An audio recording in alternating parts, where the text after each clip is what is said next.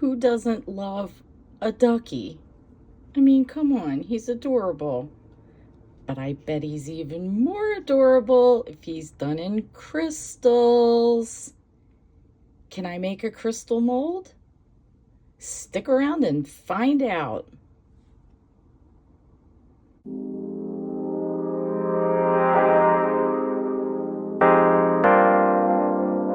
Well, hello everyone. Welcome back to House of Papillons. As you saw in the opening, I'm going to crystallize this ducky and pour a mold. So I started with some gem tack, and I took my plastic ducky that I believe I bought at possibly the Dollar Tree. This was actually in my stash from last Easter.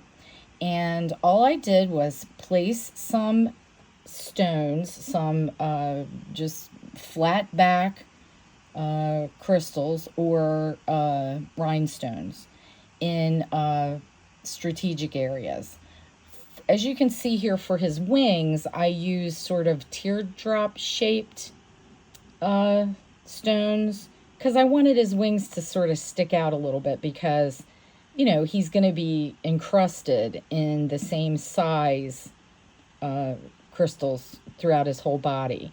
So I decided to leave his beak just shiny, and then I put a different color resin, which I'm getting ahead of myself. But as you can also see, his eyes, I put bigger oval-shaped rhinestones in there so that his eyes, that is, if I pour this and it ends up looking good, his eyes will be, you know, just like on a regular rubber ducky. So unfortunately, I don't have this entire mold being encrusted. I thought I pressed record, but apparently I had a little brain issue that day. But you get the drift. I just strategically went in and placed hundreds and hundreds of little stones. So unfortunately, I also don't have the pouring of the mold. I poured 2 molds that day. Again, thought I pressed record, but you will get a pouring of a mold in an upcoming episode on my channel. But what I did was I mixed some orange alcohol ink in some UV resin, and I went in with a spoon into his beak so that I could fill his beak with just orange. And it was a little, what's the word? It was challenging because, you know, it's all the way down in there, and it was rather difficult to see what I was doing. But somehow I managed to be able to get that orange into the beak, and then I put him under the UV lamp. And I really apologize for this angle, but just trust, I have him laying on his side so that him or her laying, or them hanging, laying on their well, really laying on their beak, and pouring the this orange in there and hoping that I'm not filling it up too much. There was some space, you'll see in the finished ducky, that I could have used a little bit more, but I'm not one bit upset with the way it came out, because if I do say so myself, this is really, it's good. And then in just a couple seconds, you're going to see me do his eyes. And what I did for that, I took black alcohol ink, also in the UV resin, and did the black alcohol ink. So here's the mold and what it looks like. I did manage to pour it, and it does look like there's crystals in there. So I'm happy as a clam and very, very excited at this point.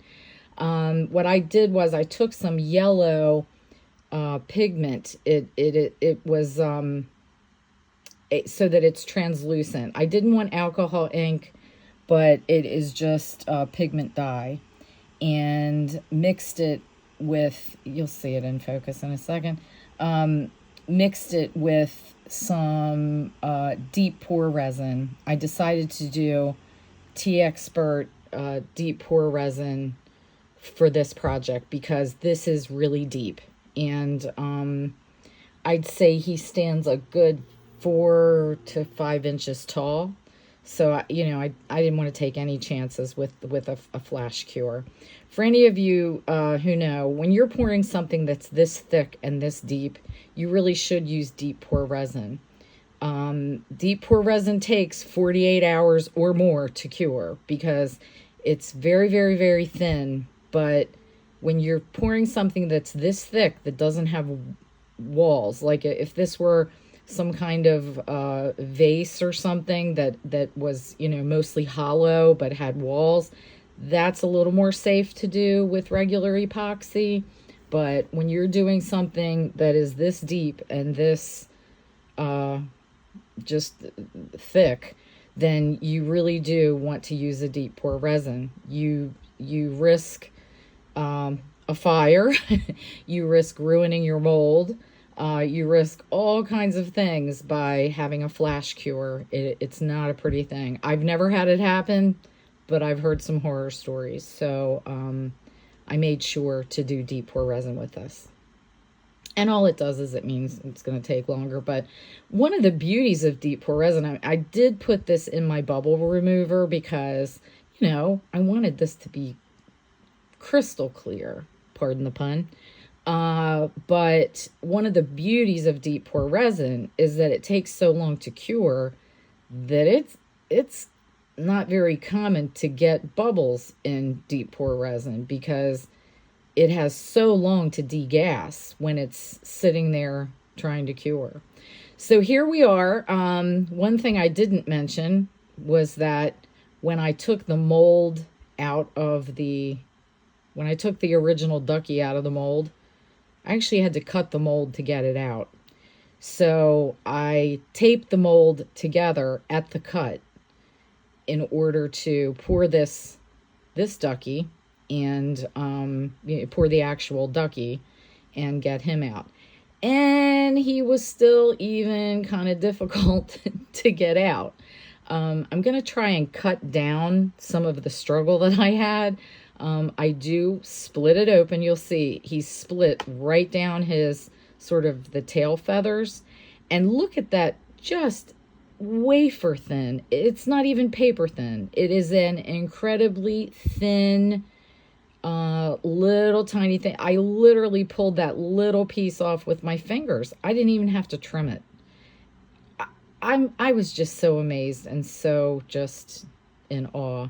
But what this also taught me was if I do this mold again, I am definitely going to take my time trying to get the head out of the top, because even though I struggled with it a little bit here, I eventually, once you just kind of work it out. And the thing is that it's not slippery because it has all these facets in it. So it was a little bit difficult. What I ended up doing was just squirting some soapy water in there.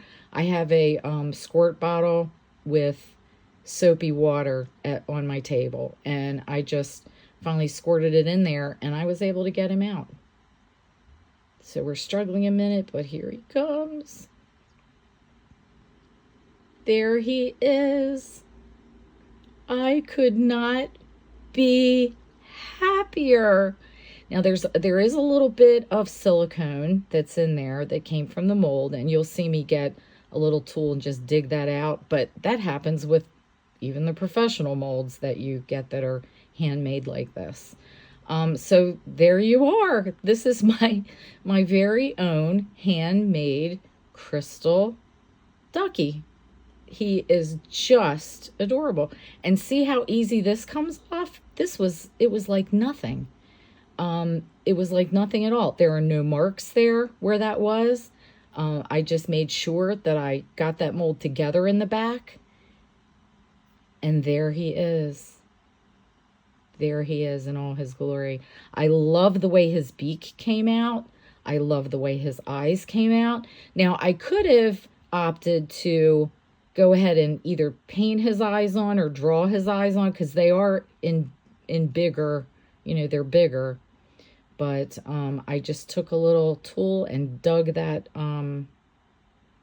piece of silicone out of there, and everything went on like planned. So look at all the facets, the shine.